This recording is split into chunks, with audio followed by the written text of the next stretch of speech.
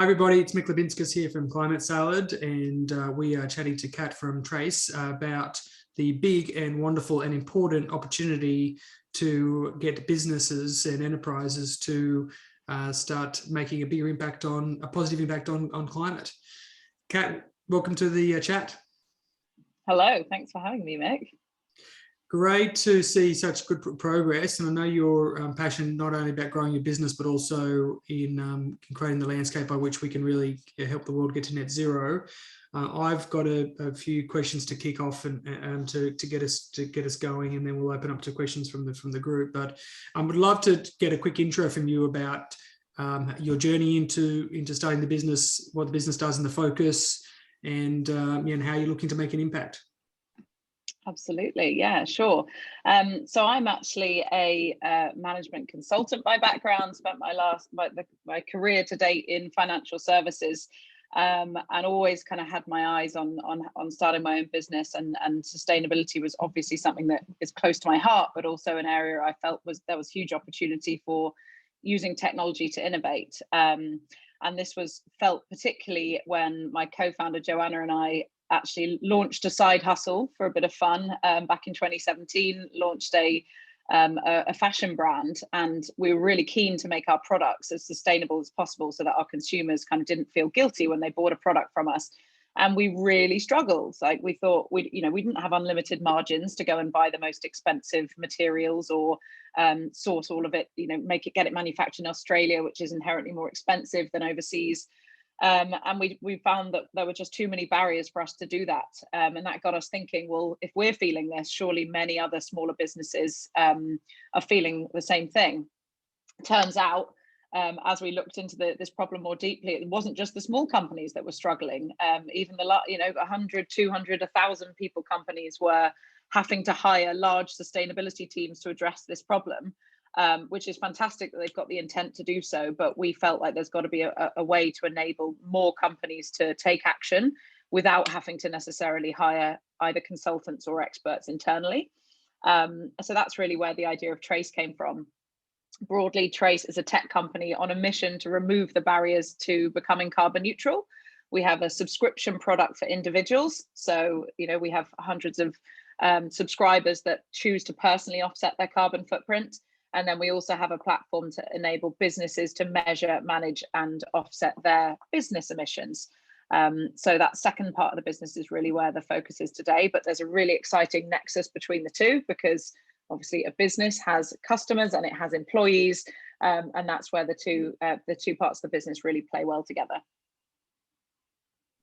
Yeah, really interesting. I think one of the big challenges I see on the outside and thinking about your business is the complexity, and I guess it is the part of the opportunity as well.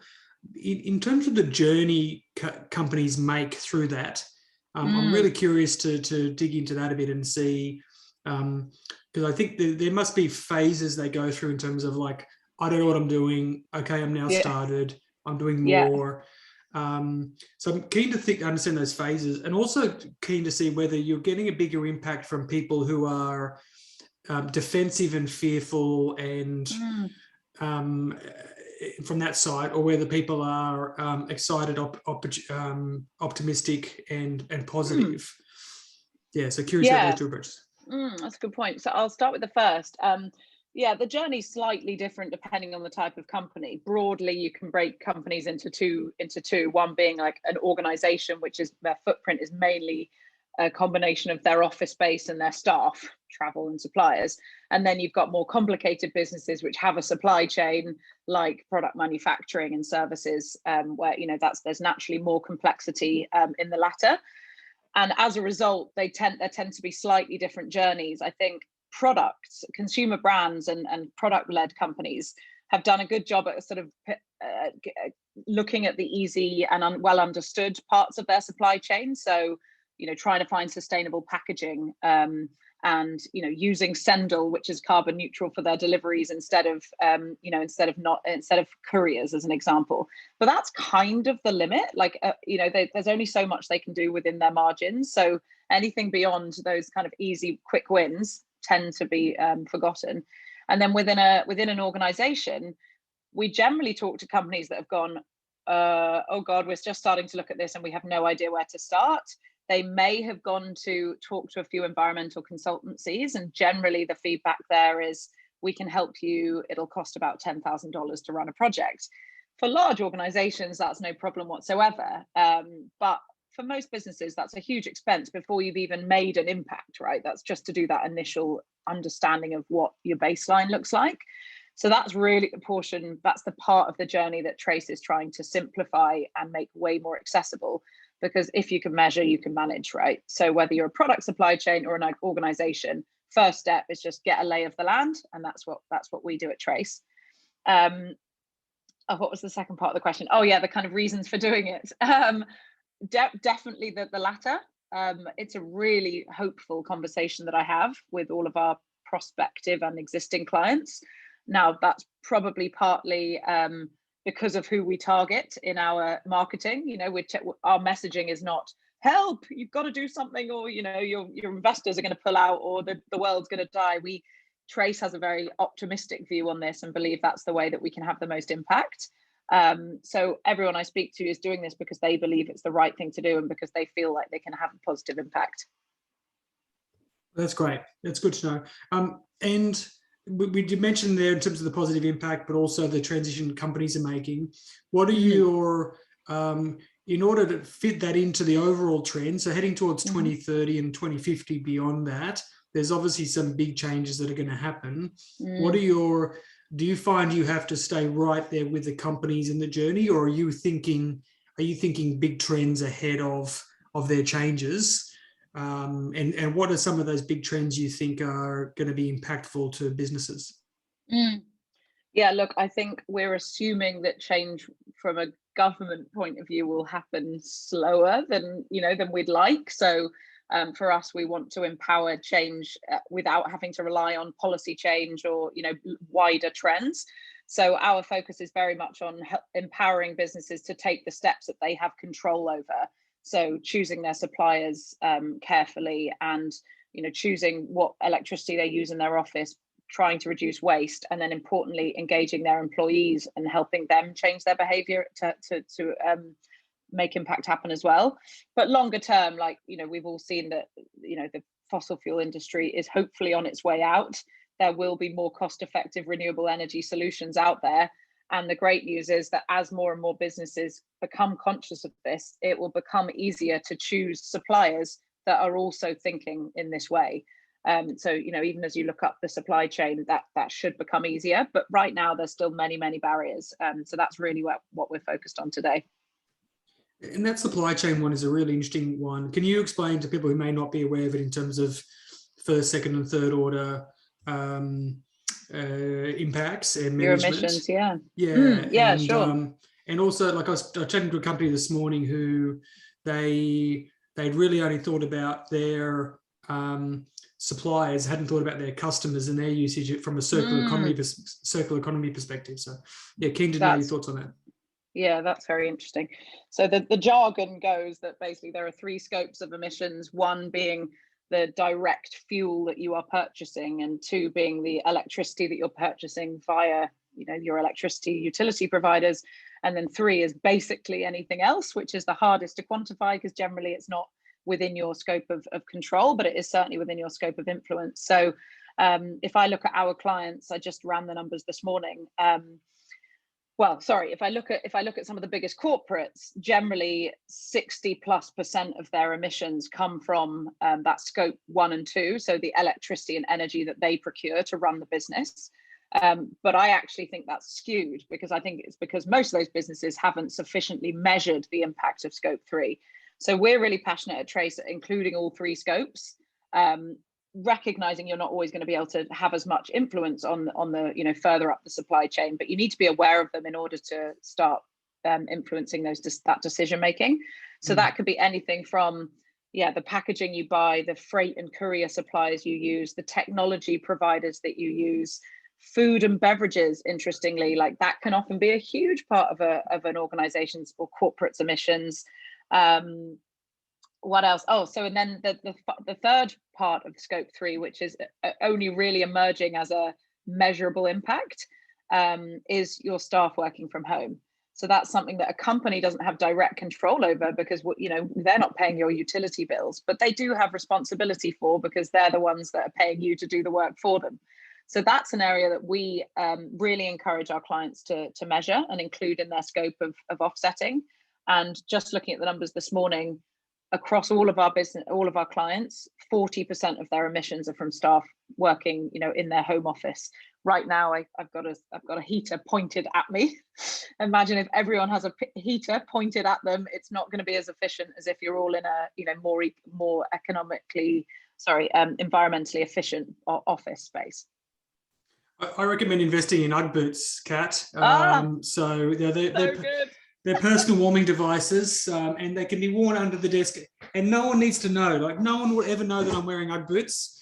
I'm wearing jeans, not pajama pants, but yeah, but they're personal warmers. Although my reef shirt is short sleeve, so I'm wearing a shirt underneath. So it's because it's winter.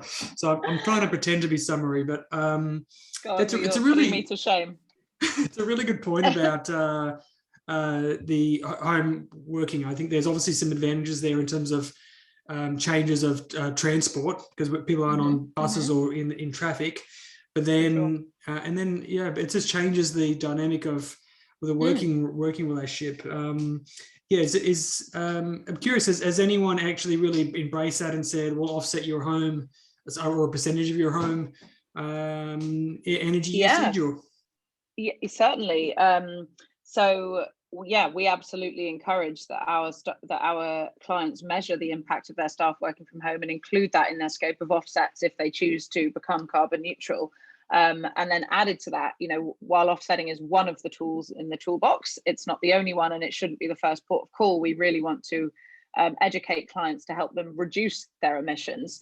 And one way that you can do that is by educating your employees about their personal impact and levers they can pull. So, for example, we've run some campaigns with some large corporates where each of their staff use the Trace carbon footprint calculator, find out the impact of their energy usage, the goods and services they buy, their diet, their travel, and then get prompted to make pledges to change. So if they pledge to change to a green energy provider, we can actually calculate the overall impact that would have.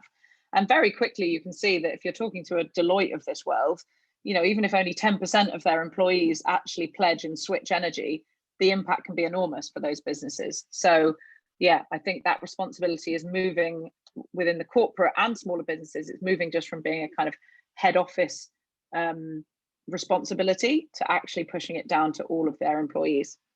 Interesting. I'm wondering whether Melanie from BCD Digital Ventures will have some comments on that, but we'll leave that for question and answer time.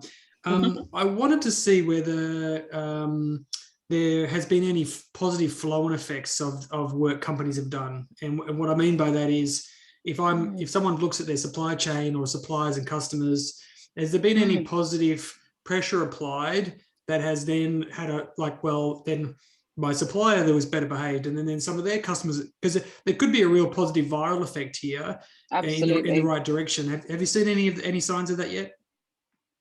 Absolutely, within our ecosystem, that's happening. So, for example, we just brought on board a co-working space, and they measured the impact of obviously the actual office that they run, the suppliers they use, and all the way up to the caterers and the transport providers, etc.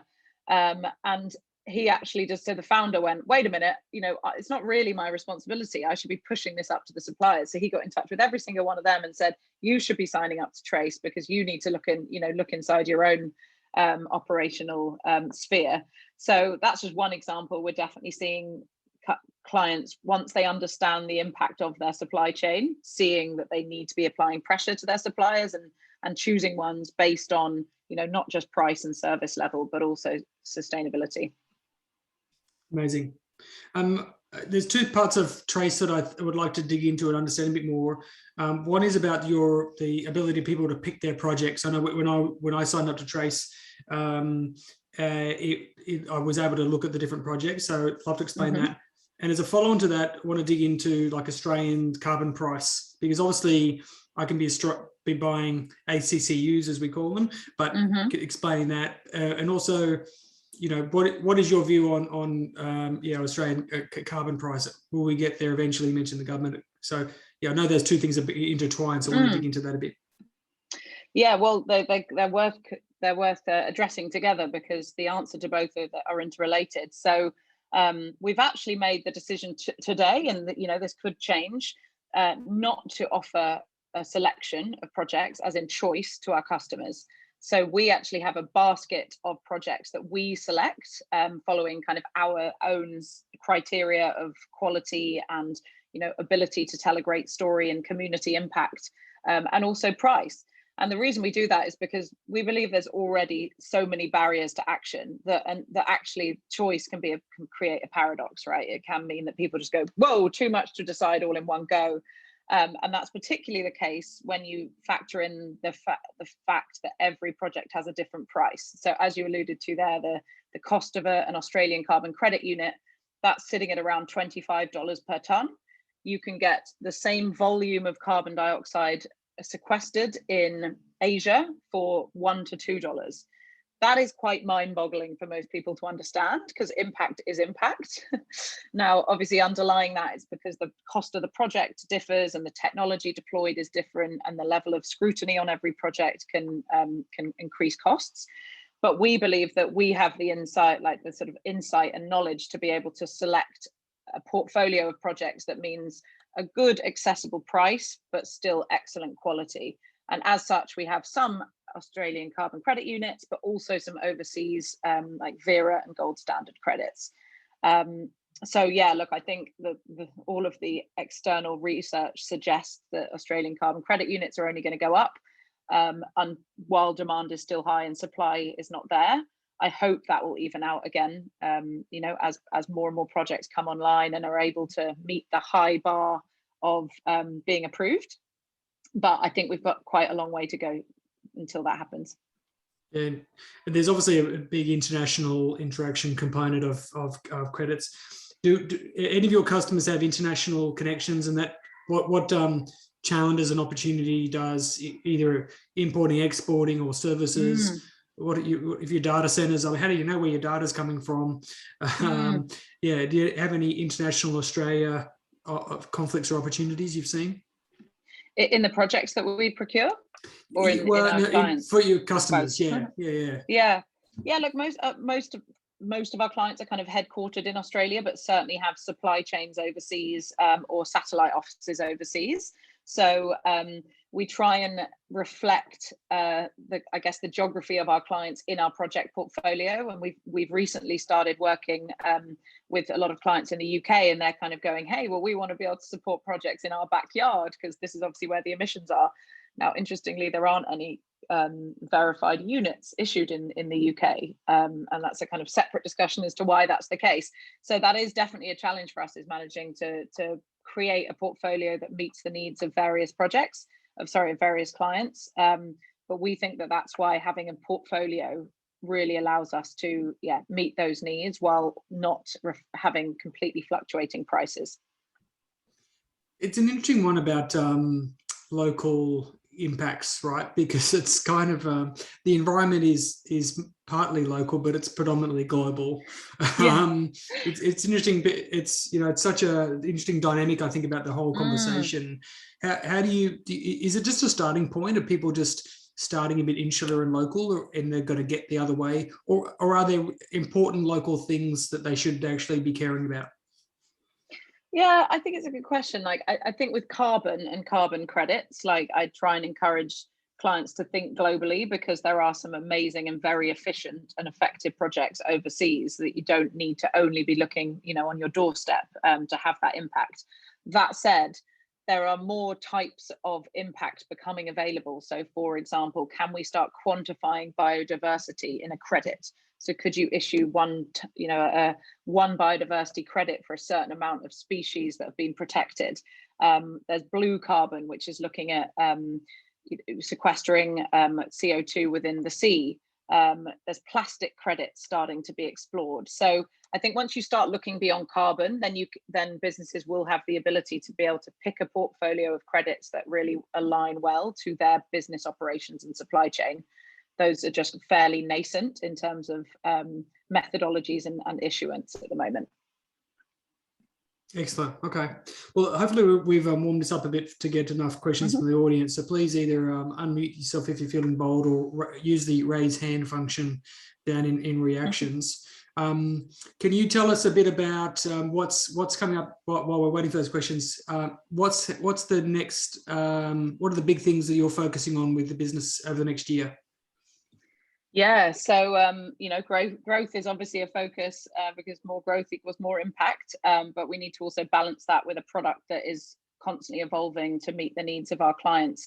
And I think, as I said at the start, like, our mission is to remove the barriers. So we focus a lot on businesses that are at the very start of their journey, but we recognize that as they become more mature, their needs will become more mature. So our priority right now is releasing kind of version 2, I guess, of our platform, where our clients will actually be able to see their carbon footprint in a lot more detail, kind of double click and get the next level of detail on that, and actually be able to dynamically put in data so that they can forecast the impact of their decisions. So that's a really big one for us. Like, currently we look very much at like baseline, what does it look like, your footprint look like today? But the vision is to really empower them to look how that, help them understand what that will look like in the future, and thereby reduce their emissions. That's really interesting. Have you seen any people have like almost not, I won't say heart attacks, but like almost like just complete didn't understand the possible impacts of some of those things on their business? I don't know if people really know what a ton of CO2 is, right? Like, I didn't. I still slightly struggle to kind of bring it to life for people. So normally the number in terms of their footprint isn't the major shock. Yeah. What actually surprises me every time is that, well, firstly, businesses are surprised to see the makeup. So normally they think it's all just going to be their electricity and air travel, but they're surprised to see that actually their suppliers and their staff working from home is a big one as well. That's probably an initial insight. The second is they're always shocked by how cheap it is to offset. And Trace does not procure the cheapest credit, so that's not a reflection on buying dirty credits. It's because there's a perception out there that it must be very expensive to offset your carbon emissions, and I think that's just driven by the fact that generally it's something that larger corporates do, and therefore they've gone to consultancies that charge $20,000 for the services they provide. With technology, we've removed all of that cost, which means that more money can go towards impact. So that's been a really positive outcome of our discussions with clients. Yeah, that's really interesting. I think the different dynamic you have there is, both for each customer and their own journey, I think is really, really interesting. Alex, got a question for Kat? Hey, Kat. Hey, Mick. How you going? Sorry, I joined a little bit late, but interested in, maybe you've covered this off, so please just tell me to buzz off if see recording. Yeah.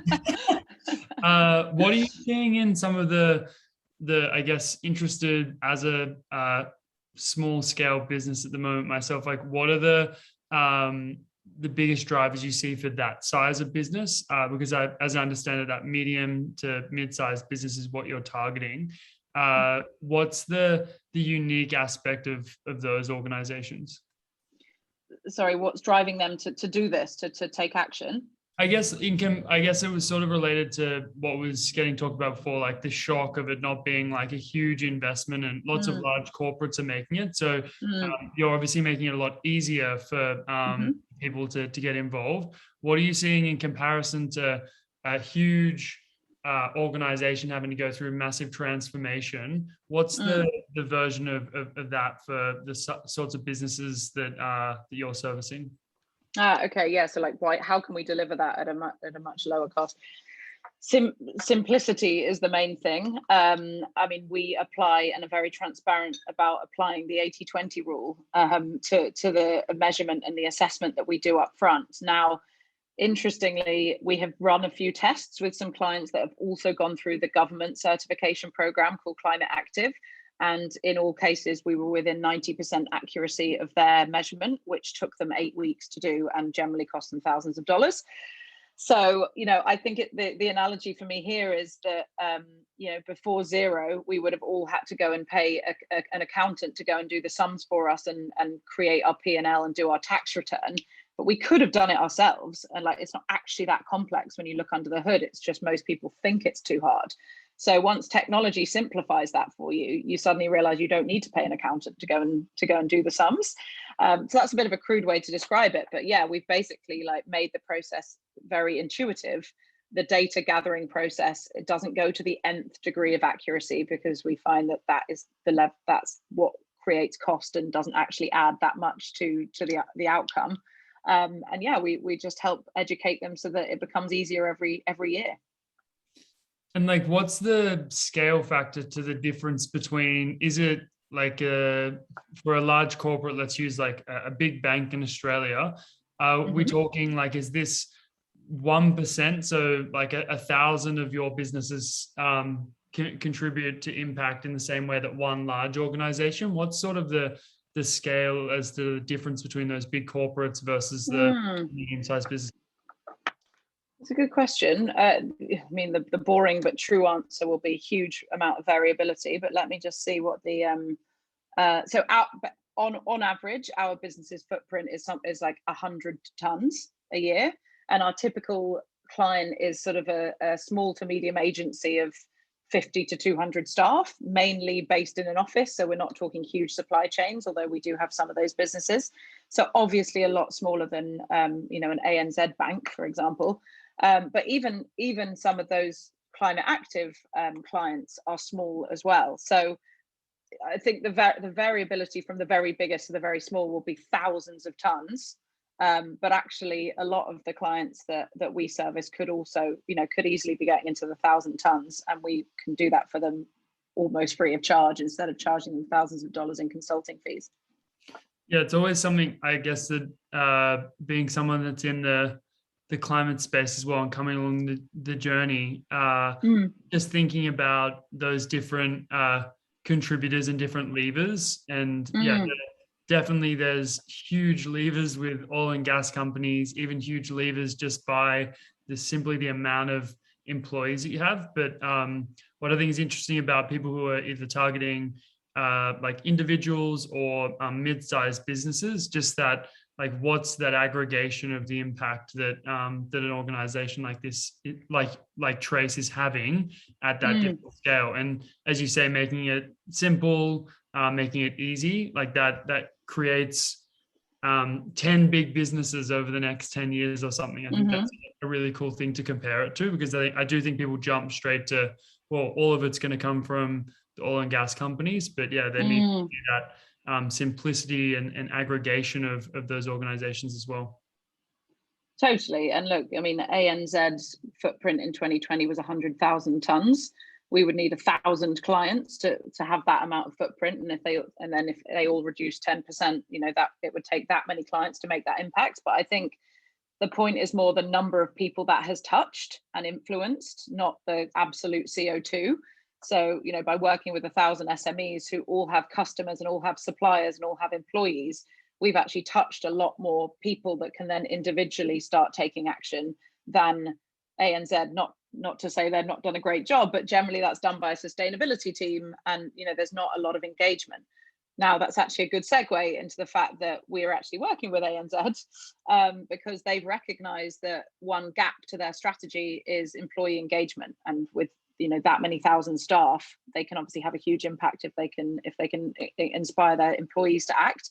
So we're running a campaign with them later this year to help really identify opportunities for staff to reduce their footprint as well. Are there the particular sectors that are really trying, and some that you're finding harder that you thought would be bigger, or?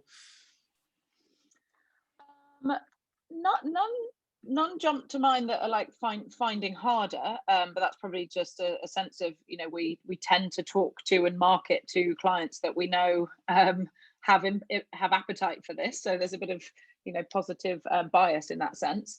But certainly emerging growing tech companies are big in this space generally, because although they don't have a huge footprint because they don't have a massive supply chain, they have growing population of employees that really care. So generally the people leading this within a business, it's either the founder or it's a committee of staff internally that have formed just totally voluntarily and gone, we need to do something about this. Like, we need to form a committee and we need to start creating movement. So yeah, I think tech is a really big opportunity for us as an industry. Have you seen any businesses, early stage businesses, modify their business model or something significant about their approach based on understanding their footprint and impact and sustainability? Ooh, that's a good question. Nothing jumps to mind right now with our clients, because I think they're all in that early phase of, right, now I understand my footprint, now we can start picking off the low-hanging fruit and then putting in place a longer term strategy. So, just by virtue of how young we are as a company, we haven't seen companies go through 5 years of this yet. But I would say that our clients with a supply chain, as in products, they're certainly starting to think about ways that they can inbuild like the circular economy into their business models when they see kind of the impact of like waste on their supply chain. That's probably one obvious example. Yeah.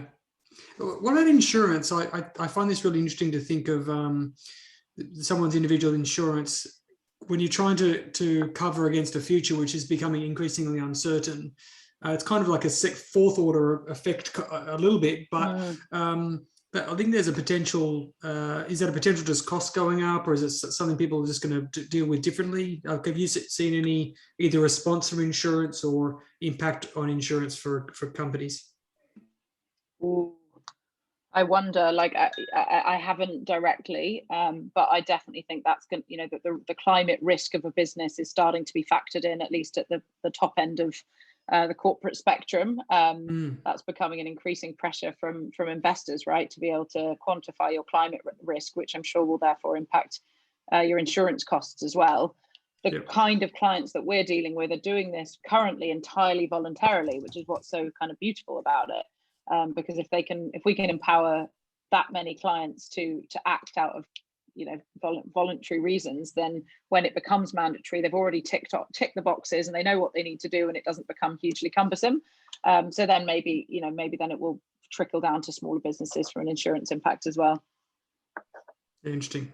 I've got a couple more, but if anyone, again, in the audience, please either unmute yourself or raise your hand. One thing for me is, what size of a company do you find that they have, they give people different responsibilities around sustainability? And it might be, to begin with, that it's kind of sits under, if it's obviously a team of 5, it's the managing director or co-founder, maybe. Yeah. If at what stage is it like, well, it's kind of this person typically takes over, and then at one stage is it like someone has to really own this, it's that important? Yeah, so really good question. I'd say people don't generally have a sustainability team or a sustainability full-time job until at least 100 staff, if not later. But I have seen the emergence of sort of the side desk sustainability team, a lot smaller than that, probably around 20 people, where somebody passionate, or often like the office manager, the chief of staff, even like the executive assistant to the founder, they've just been lobbed it as a side job, and they're having to teach themselves and learn to be head of sustainability within an organization. And they don't have a huge budget to go and hire consultants, so that's where we try and empower them through Trace to take action at a low cost. So I'd say 20 is when somebody gets appointed, 100 is when it's like full time. But our vision is that every business should be able to have a sustainability strategy, measure that impact without having to hire somebody full time. Like, not to say they're not incredible, but that's a cost that shouldn't have to be a full time salary. Yeah. Interesting. Sorry, go, Alex. Yeah, one thing that what are you seeing? The common, obviously, there's the sort of just on that point for smaller organizations. There's the obvious reduction things such as switching parts of your operation, maybe to green energy, solar. But then a lot of it comes down to even just practices within an organization that are almost could be viewed as initiatives, maybe. What I'm seeing are the most common picked up initiatives or changes that actually have an impact on those smaller businesses? Well, my answer from what I've experienced in the last 12 months is probably not representative of the prior 12 months or the future. In that, most of our clients are almost entirely remote at the moment. So prior to that, from all my research, I've seen that mainly companies get focused on like waste reduction initiatives, turning off your computers and reducing the amount of electricity and water that you use within the office, and then having a look at your procurement plan and strategy. But that's not the latter piece is relevant, but the electricity usage in the office and the waste in the office is now fairly redundant. So that's why we've seen a huge uptake of our clients using our employee engagement toolkit as a way to inspire people at home to go, oh, wow, I have a personal responsibility from at home, but also I can actually have a material impact for my business if I start thinking about how much electricity I use and which supplier I use. So there's definitely been, it's been an interesting shift of kind of the scope of responsibility and influence that a business can have. Yeah, I guess that potentially also impacts the types of people that might be taking on that responsibility, whether that's in a way because people might have extra capacity or be thinking about things differently. So how you acquire that almost leader within the business, if it's a smaller business, could be different via the remote working environment. Yeah, it's a really good point. It's a really good point. It tends to be, as I said, kind of like a committee that's fairly voluntary at this stage, but I wonder if it becomes a sort of a role for somebody that has to be in charge of remote, culture. That's obviously something that they're also trying to grapple with. So culture as well as sustainable behavior change. Well, that's right up their alley of Christian. Christian, you got a question for Kat or a topic of discussion?